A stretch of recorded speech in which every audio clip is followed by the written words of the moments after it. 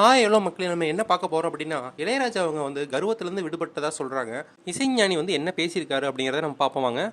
ஆண்டாள் திருப்பார்வை வந்து விவாரிக்கும் மால்யதை என்கிற நூலை வந்து சென்னையில் வந்து வெளியிட்டிருக்காங்க. அது வந்து ஒரு ஆங்கில நூல். நான் வந்து கர்நாடகா சங்கீதத்துக்கு வந்து கைதேர்ந்தவனு இல்லை, அதனால் நான் இசைஞானி இல்லை.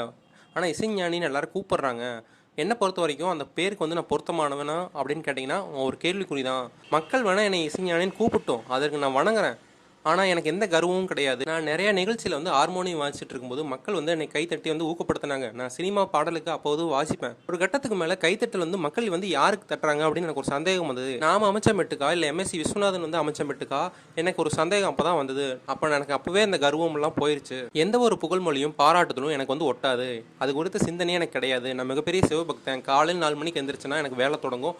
3 நாட்களில் 3 படங்களுக்கு பின்னணி இசை அமைச்ச அனுபவம் வந்து எனக்கு இருக்குது. இசைஞானி இளையராஜா அவங்களுக்கு வந்து கர்வம் இல்லை அப்படின்னு வந்து சொல்கிறாரு. ஆனால் நிறைய பேர் மக்கள் வந்து கமெண்ட் இன்ஸ்டாகிராமில் யூடியூப்பில் எல்லாத்துலேயும் வந்து கர்வம் வந்து இன்னும் அதிகமான மாதிரி தான் எனக்கு இருக்குது அப்படிங்கிற மாதிரி நிறைய பேர் கமெண்ட் பண்ணிட்டு வராங்க. சோசியல் மீடியானாவே நெகட்டிவாக வந்து கமெண்ட் பண்ணுறவங்க நிறைய பேர் இருக்காங்க. நீங்கள் எப்படி பார்க்குறீங்க அப்படிங்கிறத கமெண்ட் பண்ணிடுங்க மக்களே.